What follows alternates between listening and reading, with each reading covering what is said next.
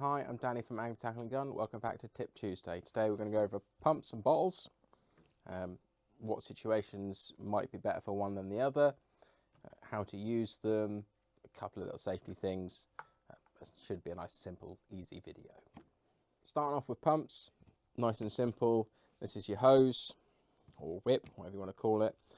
Pressure gauge on there, place for your feet, make sure it doesn't fall over, and on the back, depends, obviously some are on the front, some on the side, but you have your bleed valve on the back, or bleed screw, whatever you want to call it. So basically what you do is you do that up, connect your probe onto the whip or hose, like so, and insert to gun. So if, for example, for one reason or another, you've had a leak from your gun and it's totally empty, you might find a bit of a struggle to fill with a pump. If you can use a bottle, that will just get that little puff of air in there first, and then you can use your pump afterwards. But from there, all you do is, once it's plugged in, is tighten that up and your bleed valve, and then, I'm not going to hold it like that, do that, and pump down. So this will have to get up to pressure before it starts filling this, but bear in mind there's still pressure in this because I've just pumped it. I'm not going to do loads because I don't want to. And basically that'll fill up from there, and then you keep pumping up and pumping up.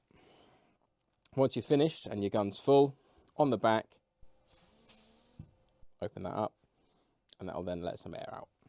And then it's safe to remove from there. With bottles, they're a lot quicker than using a pump, a lot less exercise, but the issue with them is they can be a bit weighty. Right, so this is a steel canister or cylinder bottle. Similar idea is you have your gauge on there. If I take this bit off for a second, you've got your bleed valve on the side, and then you'd have your whip coming off here, like this one. You have your whip coming off, and all you do is you just open it. Once it's full, close it. So we'll show you how to do that with the other one. These ones, for example, are carbon. So these ones are basically carbon fibre. I'm pretty sure they have an alley internal, but obviously carbon wrapped on the outside. These ones are a lot lighter, but you do pay a bit more of a premium for them. But they all work the same. Grip on the side, bleed valve, gauge, hose.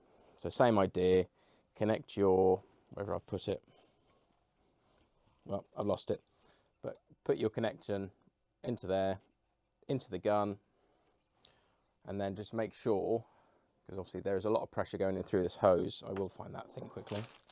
There we go. Move that to one side. There we go. Right, so connect it up, like so. Bring the gun into focus. Right. Push that into there. Make sure to put on the gun that is all the way in.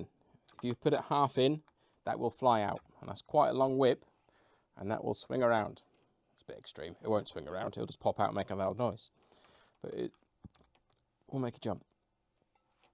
So like that. So same idea, close your valve, make sure that's in, open that up. If, for example, like this, you can hear a leak, it means something isn't quite connected, right? So I'll close that, open that up, and I'll inspect the O-rings on here. So this O-ring, for example, I'll get a zoom in picture of it in a second. Basically it has a little cut out of the O-ring, which lets air go past it, which means it's not going to be efficient to filling it up properly. It will still fill it, but you'll be wasting loads of air. So this is your fill probe. So basically, as I was saying, you've got to check these O-rings on the top. Make sure they are lubricated, silicone oil, silicone grease, that sort of thing. Not crazy amounts, but just enough. But if I zoom this in, move that way, and I rotate this, and if you remember it was leaking air, well, that's the air comes out. But if we look at the top one there, can you see that? Poor fingernails. But yeah, because of that little chip in the top one, there's air going past it, causing it to leak, which then wasting air. So not ideal.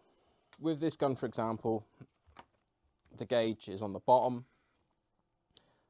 My recommendation would be not to put your face next to it once you're filling it. So don't go, for example, oh, how much air is in there, and then it blows out and smack you in the face. Because if you can avoid it, then do. You have a pressure gauge on here to use that.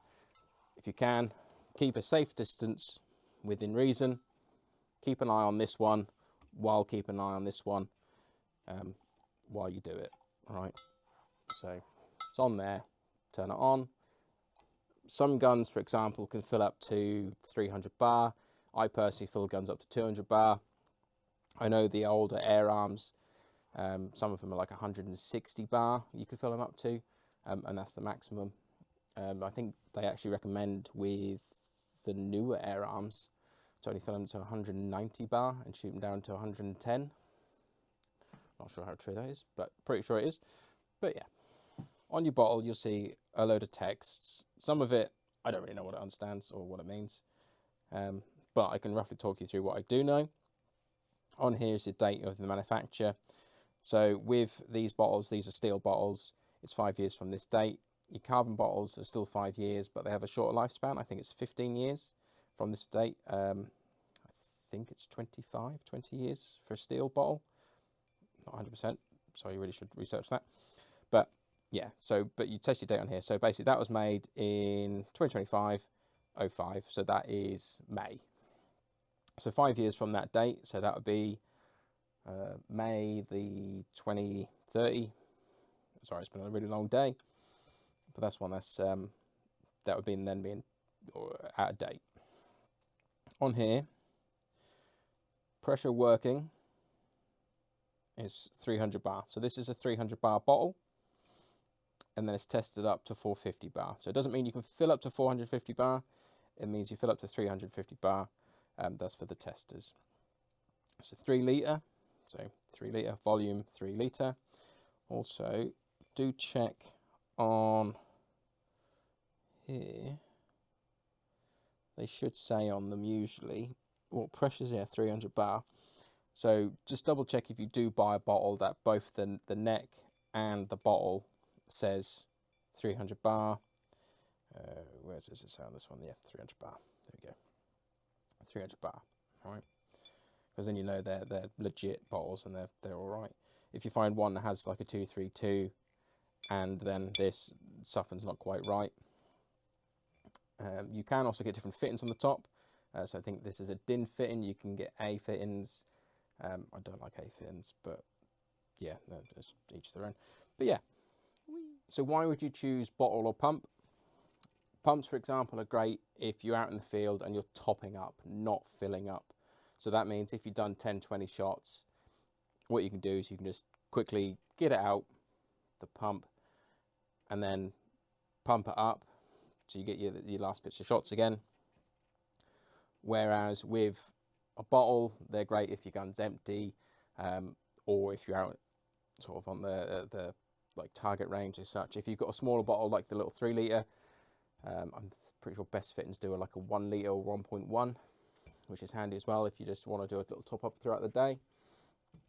They're fine for that. I personally prefer a bottle over a pump, simply because I think more of the gun maintenance side. Whereas if you're filling from a bottle, your non-return valve in your gun, so what holds the air in your gun, is open once. So that allows air to come into the gun, and that valve is opened once. Whereas every time you pump, every time you push down, it opens the valve, and then it closes the valve. Then it opens the valve, then it closes the valve. I could be wrong on that. It's just how my brain is working. Please correct me if I am wrong. But I say these are better for topping up, in my opinion, than doing a full fill. You'll get a lot more heat and potential moisture. These do have some of them do. I'm pretty sure this one does have like moisture traps in them already. Some of them don't. These are different as well, by the way, to the your standard ones that you can just buy from insert generic sports shop. So these ones will go up to 200 bar, 300 bar. Pretty sure. They do it by PSI, yeah. So yeah, that'll go up to 4,000, 5,000, 6,000 PSI. I don't know how you'd push it, but apparently it does. Either way, some of these only fill up to 300 bar. The older ones fill up to 200 bar. You get 232s. But yeah, so don't let my thinking obviously go away and persuade you otherwise. It's totally up to you what you're doing with your shooting. If you, as I said, if you're out doing target shooting and you're doing the shots, then get yourself a bottle. If not, if you're just topping up here and there, a pump is fine. They're half the price. Some of them aren't. Some of them are nearly the same price as a bottle, but half the price roughly. But yeah, that's all for today's Tip Tuesday.